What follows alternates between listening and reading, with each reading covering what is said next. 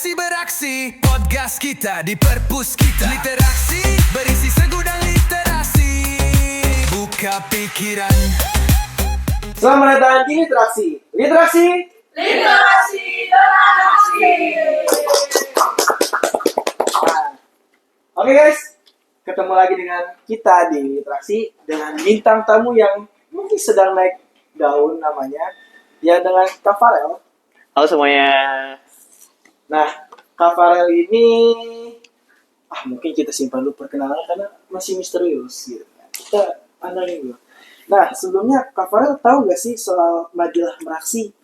Belum tahu. Apa itu Meraksi? Meraksi itu adalah salah satu majalah yang dibuat sama anak-anak 47, dan ini salah satu karyanya, yakni edisi keduanya, dan edisi pertamanya juga ada di meja ya. Meraksi ini itu juga singkatan, yakni Merangkai Kreativitas Siswa. Nah, gak usah pakai lama-lama, kita langsung aja. Fatih, nah ini teman aku, mungkin kalian juga udah pernah ketemu di podcast sebelumnya. Ya, Fatih. Oke, halo, kenalin aku Fatih. Sebelumnya kita akan kenalan dulu. Dia masih SMA, tapi dia udah kelas 12 dan dia mempunyai cita-cita yang luar biasa. Dan sebelumnya boleh dikenalin dulu Kak, gimana? Halo semuanya, perkenalkan saya Farel Chandra Berwin dari kelas 12-4 di SMA Negeri 47 Jakarta. Oke. Jadi kenapa kita mengundang dia ke sini? Karena dia ini kemarin adalah salah satu juara yang menjuarai lomba yang diselenggarakan oleh Apple. Kita kasih tepuk tangan dulu nggak sih? Nah, jadi di Apple ini kita diminta untuk membuat sebuah aplikasi ataupun game yang dikolaborasikan dengan ide, cerita, dan pengalaman pribadi kita ataupun pengalaman orang lain. Gitu. Emang awal tahu mulai lomba itu dari mana sih, Kak? Sebenarnya awalnya aku mau ikut program dari Apple Developer Academy, tapi karena waktu itu aku belum cukup umur, jadi aku diminta untuk mengikuti Swift2D Challenge karena ini adalah kompetisi secara global yang diikuti mahasiswa dan siswa di seluruh dunia. Wih, keren banget, keren. Tuang. Nah, jadi sebelumnya ingin bertanya dulu nih. Ini pasti kan perjalanan Apple ini kan adalah suatu lomba yang internasional, pasti lomba yang cukup hard lah ya, kualitasnya. Jadi berapa lama untuk membuat suatu game itu agar bisa menjuarainya? Untuk membuat gamenya itu sekitar 3 bulanan, dan itu cukup lumayan ketat, dan aku perlu memikirkan idenya terlebih dahulu, bagaimana aplikasi itu bakalan menjadi apa dan bagaimana prosesnya, itu aku belum tahu, dan aku perlu cari tahu dari sumber yang ada di mungkin YouTube ataupun di platform lainnya, sehingga menciptakan suatu produk atau suatu aplikasi yang jadi dan menjadi inspirasi bagi semua orang. Emang sebelumnya kakak ini bikin game apa sih Kak, kalau boleh tahu?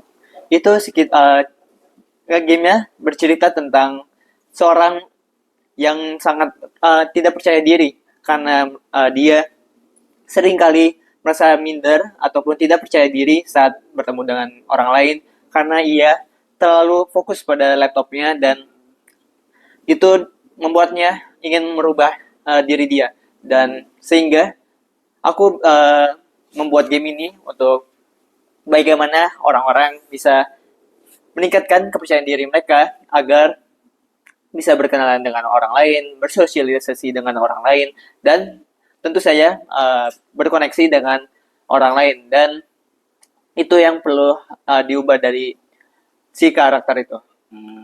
Berarti itu adalah termasuk game yang mengedukasi suatu orang yang bisa bilang no lab gitu, jadi menjadi lebih baik begitu. Ya benar. Kak, tapi untuk kan kita juga tahu kalau misalnya lomba Apple ini itu juga sesuatu yang besar gitu, tapi kan terkadang untuk nyari-nyari lomba kayak gitu kan kita juga agak sulit ya Kak. Iya benar. Tapi kalau dari kakak sendiri waktu dapat lomba itu sumbernya itu dari mana Kak? Sumbernya dari kenalan juga, jadi kita perlu memiliki kepercayaan diri untuk bisa berkenalan dengan orang lain dan berkoneksi. Dan nanti kalau kita berkenalan dengan orang lain, kita bisa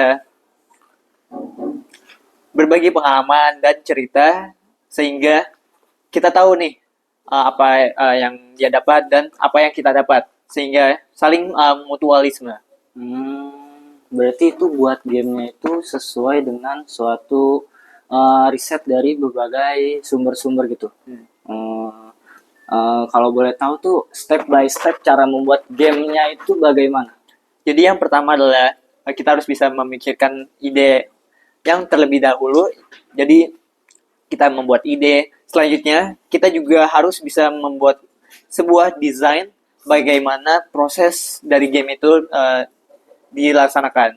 Dan untuk melakukan itu harus menggunakan sebuah riset dan juga pengalaman dari pengalaman sebelumnya, karena sebelumnya aku juga pernah ikut di Apple yang tahun lalu.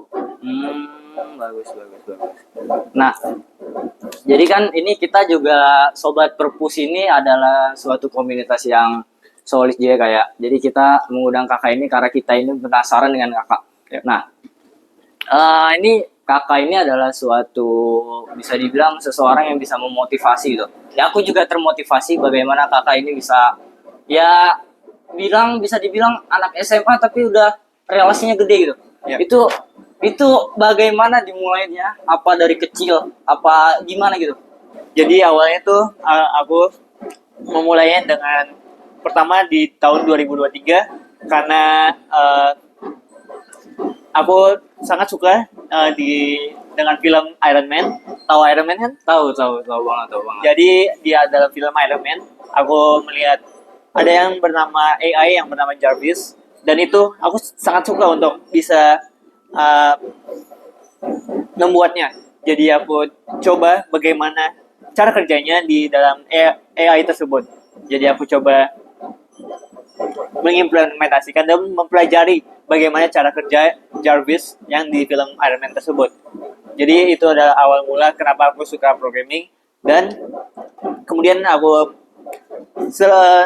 untuk tahap selanjutnya aku mencoba untuk bisa belajar tentang komunikasi, dan komunikasi adalah hal yang terpenting karena di dalam kehidupan kita sering belajar bagaimana kita sering berkenalan dengan orang lain, terus kita kenalan dengan lingkungan kita, dan itu perlu kita pelajari dan tidak bisa dianggap biasa saja, tetapi kita harus bisa meningkatkannya agar bisa berkenalan dan bisa beradaptasi dengan lingkungan. Dan kemudian dari situ aku coba lihat sosial media untuk men-scroll saja, tetapi untuk bisa mempelajari komunitas apa saja yang bakal aku ikutin. Dan itulah kenapa aku banyak relasi, dan relasi itu juga terpenting karena itu bisa membantu untuk diri kita, bisa untuk membantu pekerjaan kita, dan juga bisa membantu banyak orang. Jadi relasi, kepercayaan diri, dan juga komunikasi adalah hal yang terpenting bagi diri kita. Dan yang terakhir dan yang paling terpenting adalah kita harus bisa ngulik dan ingin belajar. Kak, kan bikin game itu kalau misal dari yang orang itu kan susah kan. Ya, benar. Apalagi kalau kayak game-game yang sekarang kan agensi gede gitu kan. Terus banyak butuh programmer yang banyak gitu kan. Nah, kalau kakak sendiri nih tantangan terbesarnya tuh apa sih kak? Dari game yang semulanya cuma ide sampai jadi game seutuhnya gitu kak. Apa sih tantangannya?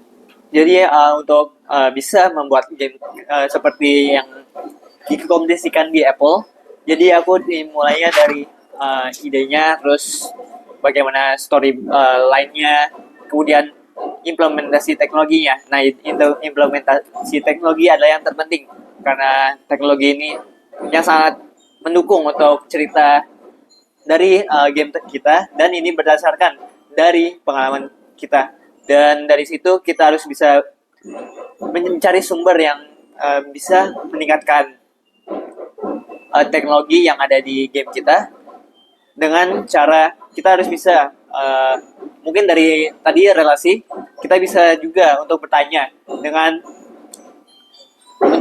bertanya apa yang bisa diperbaiki di dalam sistem kita, apakah ini perlu diperbaiki ataupun tidak.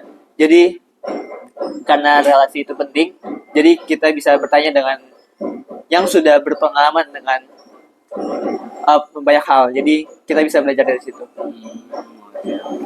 Nah, kan tadi kakak sudah menjelaskan bagaimana proses dan ide itu terbentuk ya kan. Nah, ini kita ini kan manusia. Manusia itu adalah suatu sumber pikiran gitu bisa dibilangnya. Nah, jadi menurut kakak bagaimana cara ide ini tuh bisa diimplementasikan atau dieksekusi gitu? Jadi dari ide kita coba bayangin. Karena awalnya aku juga suka desain. Jadi karena aku banyak belajar dari desain, jadi aku tahu ini harus dimasukin kemana, membayangkan bagaimana cara kerja dari ide tersebut menjadi sebuah desain yang yang aku pernah coba, dan membayangkan bagaimana game itu bekerja. Jadi dengan bayangan kita yang dari ide kita coba memprogramkan ulang dengan programming. Jadi apakah ini desainnya pas atau apakah cara kerjanya pas, itu sesuai dengan ide kita dan yang sudah kita pikirkan dalam pengalaman kita. Seperti itu adalah suatu bagaimana cara untuk mengeksekusi ide gitu. Nah, jadi kan aku ingin bertanya tentang ini. Sebelumnya kakak ini mengikuti sebuah lomba yang lain yang diantaranya ada opsi dan fiksi kan. Ya. Nah, itu saya juga mengikuti. Nah, aku ingin bertanya tentang lomba itu, agak penasaran gitu. Apa yang kakak bahas di tentang opsi ini, atau apakah kakak membahas tentang game yang kakak buat di Apple atau bahas tentang yang lain? Jadi di opsi, untuk kalian yang belum tahu, jadi opsi itu Olimpiade Penelitian Siswa. Ya. Jadi kita meneliti suatu hal yang spesifik mungkin dari kejadian-kejadian atau fenomena yang ada di kehidupan kita. Dan salah satunya yang sering kita lihat adalah banyak ambulans terjadi kemacetan, dan dalam beberapa waktu sebelumnya kita melihat bahwa ambulans terkena tilang ketika melewati lampu lalu lintas, dan itu perlu kita perbaikin. Dan itu menjadi hal yang aku khawatirkan, bagaimana bisa ambulans melewati lampu merah karena membawa pasien yang sangat darurat dan malah ditilang. Jadi itu salah satu yang perlu diperbaiki untuk sistem yang ada di Indonesia. Kemudian untuk fiksi, untuk yang kalian belum tahu, jadi fiksi itu festival inovasi kewirausahaan, dan kita belajar banyak hal tentang usaha, bagaimana kita belajar berbisnis dengan orang lain. Jadi di sini kita juga belajar tentang bagaimana meningkatkan engagement, bagaimana orang tertarik dengan produk yang kita buat ataupun memasarkan produk-produk yang sudah kita buat. Jadi di dalam fiksi ini aku coba membuat sebuah teknologi geospasial. Untuk yang kalian belum tahu, jadi ini seperti peta digital. Jadi kita tahu bagaimana kondisi pedesaan, bagaimana kondisi jalan yang ada di pedesaan, kemudian bagaimana sistem sumber daya yang ada di pedesaan. Kita harus bisa meningkatkan kualitas dari sumber daya alamnya ataupun sumber daya manusia yang ada di pedesaan. Jadi itu suatu hal yang perlu kita tingkatkan, karena kita lihat fenomena yang sekarang di pedesaan itu sangat memprihatinkan, karena ada yang ketimpangan antara yang miskin dan juga yang orang yang kaya, dan itu perlu kita telaah kembali, sehingga di dalam teknologi geospatial ini akan membantu pemerintah desa untuk bisa meningkatkan teknologi yang ada di pedesaan.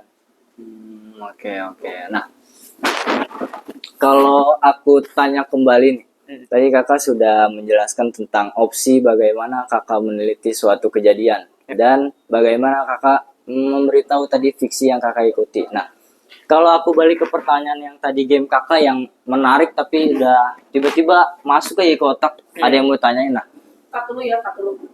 Satu. oke, kan tadi kakak sudah menjelaskan bagaimana kakak mengikuti opsi ini adalah suatu penelitian yang kakak riset. Nah, Ya. ya, dan juga tadi kakak menjelaskan tentang fiksi juga. Nah, Ya benar. pasti dalam lomba itu adalah ada ketertarikan kepada lomba itu. Apa yang kakak tertarik kepada opsi dan fiksi ini?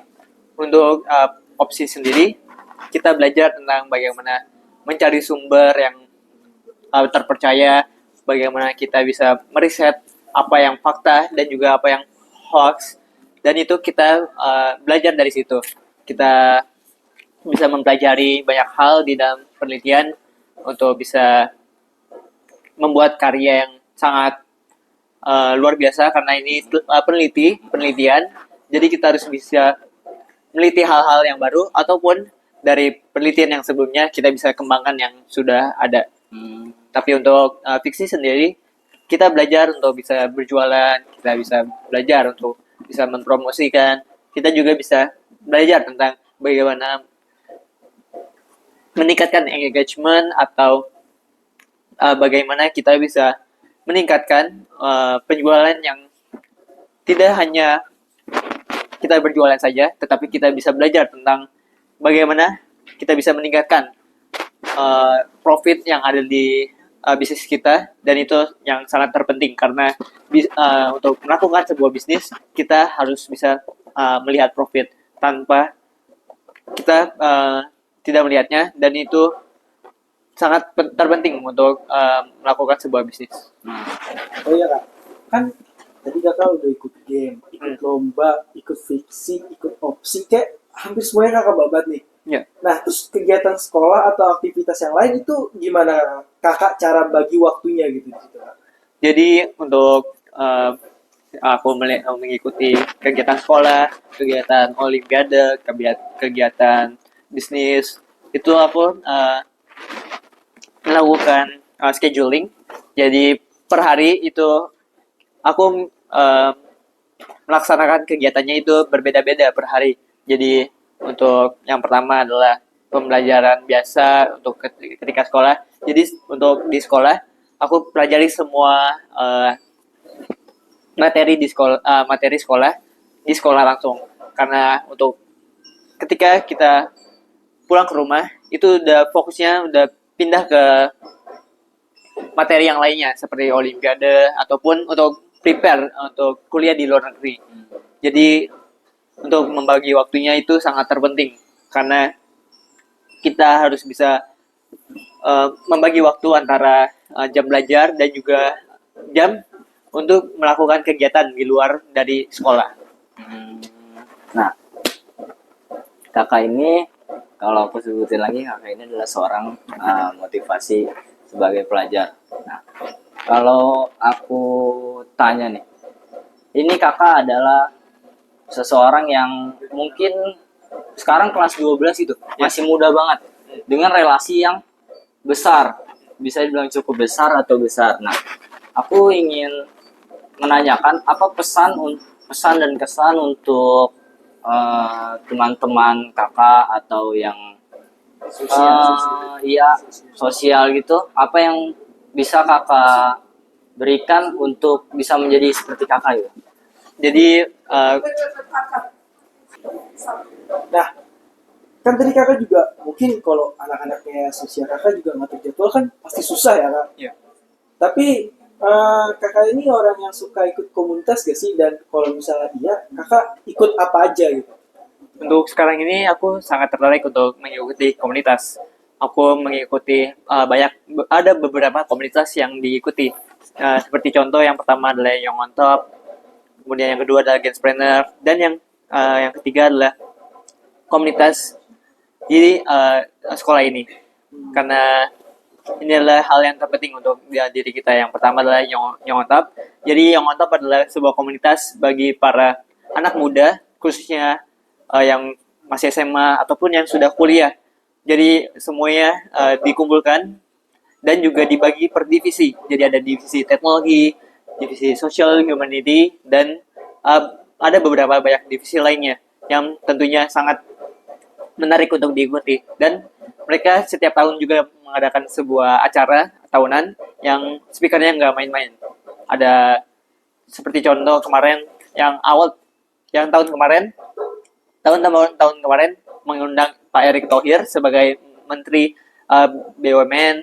Kemudian untuk sebelumnya juga ada Pak Arsyad Rashid adalah Ketua Kadin, sebuah organisasi kewirausahaan yang sangat terkenal di Indonesia, dan itu adalah fondasi dari sistem bisnis di Indonesia. Kemudian yang kedua adalah Genspreneur. Jadi ini adalah sebuah komunitas yang didirikan baru-baru ini, dan juga aku juga sebagai brand ambassador yang ada di komunitas tersebut yang bernama Genspreneur. Kita coba membuat sebuah komunitas yang bisa saling terhubung.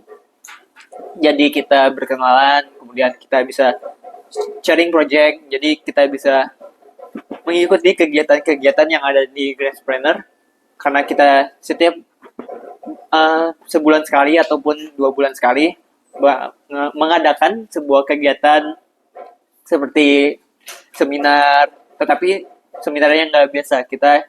Ketika seminarnya selesai, kita bisa berkenalan dengan para speaker. Jadi kemarin kita coba mengundang salah satu bisnis yang ada di Indonesia. Tahu Susumbo Darmi?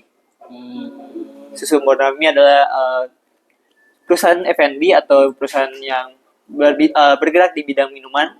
Itu adalah perusahaan yang bisnis yang digemari oleh kalangan muda, dan itu bisa meningkatkan koneksi kita dengan banyak tokoh-tokoh yang sangat mungkin brilian, kemudian berpengalaman. Salah satu contohnya ya ada founder dari Susumbo Darmi. Kemudian ada juga beberapa bisnis lainnya yang terkoneksi dalam komunitas ini. Kemudian yang ketiga adalah komunitas yang ada di sekolah SMN 7 Jakarta, yaitu Teknikto. Jadi Teknikto adalah komunitas yang dibuat di tahun 2025. Kita mencoba untuk meningkatkan bagaimana pengalaman dari pemrograman, kemudian e-sport, kemudian kita juga belajar tentang bagaimana kita bisa meningkatkan, dan kita kemarin juga baru berkolaborasi dengan Apple. Jadi di hari Sabtu ini kita diundang dengan Apple dan juga Kedutaan Besar Amerika untuk bisa mengikuti kegiatan tersebut. Dan di situ kita bisa belajar banyak hal tentang pemrograman ataupun yang lainnya. Baik. Jadi relasi kakak bisa dibilang cukup besar. Dan kalau aku tanya nih, pasti orang-orang yang seusia kakak ini mungkin bisa dibilang agak iri gitu. Apa kakak pesan agar mereka tuh bisa mengikuti jenjang kakak? Jadi untuk pesannya, kita harus bisa mengulik. Tadi aku juga highlight bahwa untuk mengulik kita harus bisa mengetahui apa informasi yang kita diperlukan, apa saja inti dari bagaimana bisa berkomunikasi, bagaimana bisa meningkatkan koneksi kita. Kita harus tahu strategi dengan cara berlatih, karena berlatih adalah hal yang terpenting, dan tidak cuman hanya kata-kata yang dikeluarkan, tetapi juga aksi, seperti halnya literasi. Oke. Terima kasih Kak Farel yang sudah menemani kami untuk menyempatkan waktunya di podcast yang mungkin belum terlalu besar untuk sekarang, tapi suatu hari nanti pasti akan besar. Nah, terima kasih teman-teman yang sudah. Satu. Nah, tadi kan kakak juga udah jelasin bagaimana untuk ini.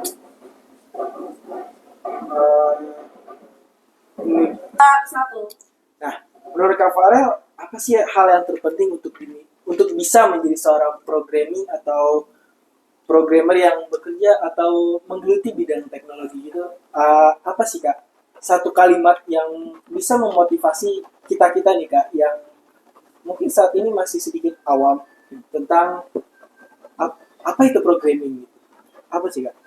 Jadi untuk satu kata tersebut adalah ngulik, karena kita bisa mempelajari banyak hal dari berbagai sumber, seperti misalnya yang tadi disebutkan, yaitu di dalam bentuk video ataupun teks, ataupun bisa juga di dalam buku, karena itu bisa meningkatkan untuk literasi kita di dalam karena di programming kita nggak cuma belajar bagaimana ini bisa membuat aplikasi atau game, kita harus bisa mengetahui bagaimana bentuk dari kode-kode baris yang ada di programming, dan itu bisa mengembangkan di tahap-tahap selanjutnya. Oke Kak, terima kasih untuk Kakak sudah menyempatkan waktunya, dan sebelum aku menutup, terus apa sih? Matiin. Bukan kita Belum. Ya udah, langsung aja ya. Iya. Oke. Tinggal digedein aja, tinggal gedein gitu. Udah. Terus apa? Nah, sebelum kita tutup podcast ini, dan terima kasih juga untuk Kak Farel yang udah menyempatkan waktunya hadir di podcast yang mungkin saat ini belum terlalu besar ya Kak. Nah, apa sih Kak pesan dan yang mau Kakak sampaikan untuk anak-anak seusia Kakak atau seusia kita, kan kita juga masih tergolong muda ya Kak. Untuk anak-anak muda Indonesia lah. Apa sih Kak? Jadi kunci yang tadi sudah dijelaskan di pembicaraan sebelumnya, seperti halnya yang pertama ngulik, kemudian harus bisa meningkatkan komunikasi kita, dan dari komunikasi kita bisa berkenalan dengan banyak orang, dan itu yang menyambungkan dengan cara kita berkoneksi dengan orang lain. Jadi kita harus bisa melihat tren-tren terkini dari sosial media, kita bisa berkenalan dengan banyak orang, dan dari kenalan itu kita bisa meningkatkan diri kita dan juga pengalaman diri kita, karena kita nggak cuma belajar tentang suatu hal yang teori, tetapi kita bisa melakukannya, dan itu dalam bentuk aksi, seperti halnya literasi. Buka pikiran, terbangkan anda. Buka pikiran, terbangkan. Berbangkan anda.